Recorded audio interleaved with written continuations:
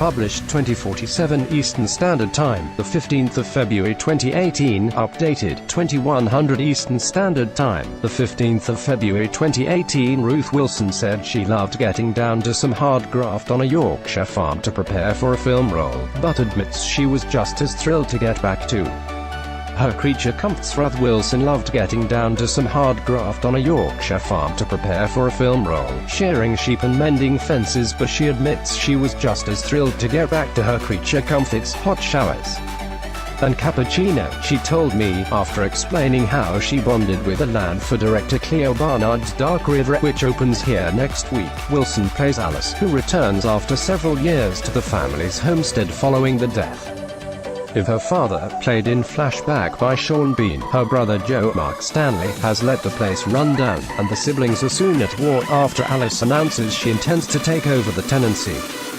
She feels she's owed it after the UAL abuse her father inflicted on her. Wilson's on top form, giving a raw, wounded performance as a woman who cannot bear to be touched. Early on, she's alone on screen, and as she steels herself to re-enter the house, her face and body language paint a vivid picture of her psychological torment. When we were making it, we talked a lot about the shame of abuse, and how it breeds silence, and that inability to speak breeds more shame, Wilson observed when we met for coffee, her and me, in London. The film explores the feeling many victims have they are somehow partly responsible, and that's what keeps them silent, Wilson said. For me, the film worked on several levels, the brother believing his sister has no right to the land she was raised on, and the fact that working the land is no holiday. Wilson plays Alice, who returns after several years to the family's homestead following the death of her father. Her brother Joe, played by Mark Stanley, has let the place run down. Wilson recalled how she and Barnard discussed how we've put the and on a pedestal, what a patriarchy has done to the female body. Well, the same thing has been done to the countryside.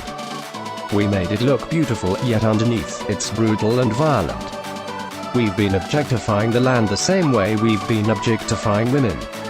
That's the thesis Clio was testing. Every man Alice meets in the UK at least puts her down and patronizes her, when it's abundantly clear she has more experience with animals and farming than they do. Sienna Kerslake is a rising actress. A look out for Sienna Kerslake, who was named one of Screen International's 2017 Stars of Tomorrow.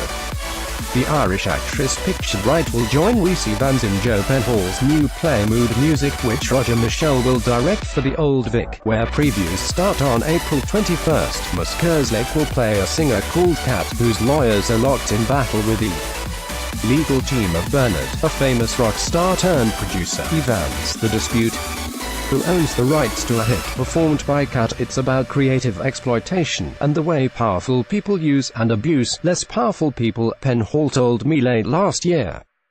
The production will be Kerslake's London theatre debut. She won acclaim for the TV series Can't Cope, Won't Cope, a topic for the Times, I suggested. I think it's a really interesting time, Wilson agreed. Quite a delicate time as well. Our industry has sold, and we, as women, are the ones being sold. We sell a lifestyle that doesn't really exist, for commercial reasons. We've become commodities. So sometimes I think that image of us on the red carpet and being lined up against other women in magazines, the competition that becomes, doesn't do us justice. Men don't get objectified in the same way. They just walk the red carpet and are respected for being artists. Whereas we women have another job to do, which is to sell products.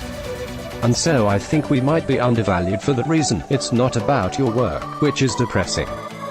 It's about your beauty, or if you've got the best outfit on, everyone's complicit in it, she added. I find it a constant fight in myself. I think a lot of actresses do. She's been reading Virginia Woolf's essay A Room of One's Own.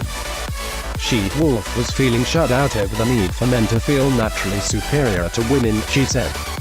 It's all very messy, but Wilson believes that's okay.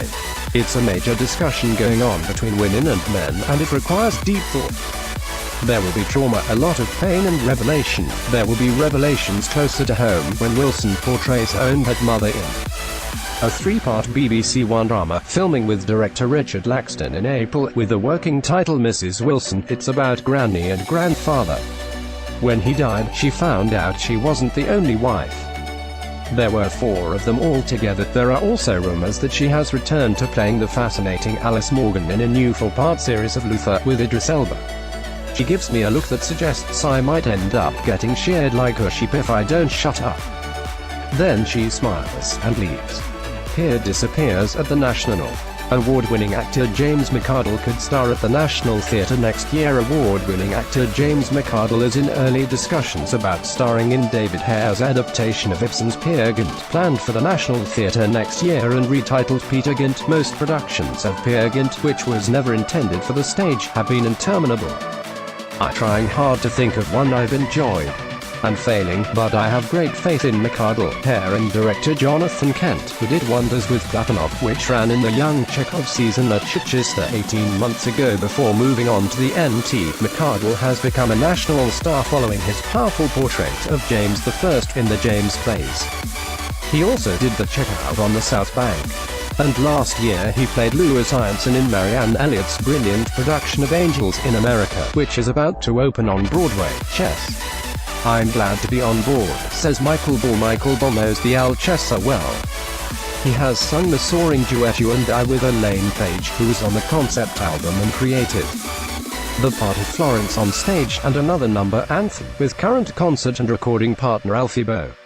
He hasn't sung I Know Him So Well, but only because that's a number for the leading ladies. It's one of the greatest scores ever written, said Ball, who will play Anatoly, the Russian chess champion in the show created by Benny Anderson, Bjorn Ulvaeus and Tim Rice. Michael Ball is working on a new album and is set to star in the Alchessa production, with a 48-piece orchestra. Also stars Alexandra Burke as Svetlana, Tim Howard as Freddie and Cassidy Jensen as Florence. The original Freddie, Murray Head, is the arbiter. It is set against post-war intrigue between the US and USSR. People forget what the Cold War was about. Lots of betrayal, said Ball, who has just returned from a concert tour of Japan. He remembers chess running at the Prince Edward Theatre. I never got to see it because I was in Les Miserables at the Palace, but I raced out to get the concept album, he said. Ball's working on a new solo album. I'm feeling a bit nostalgic for S that evoke the 70s, he said, adding that he's talking to writer Jimmy Webb. He'd like another long West End run. I'd love to do La Cage aux Folles, I do rock in a frock, he said. And revisit Edna Turnblad in Hairspray. I love every single thing about the show. Chess starts rehearsals on March 19th with a first preview at the London Coliseum on April 26th. Producers Michael Linnett and Michael Gray don't possess the Broadway rights, but I'm hearing that if chess works at the Coliseum, there is a desire for it to transfer to New York. Ball, meanwhile, said he's just concentrating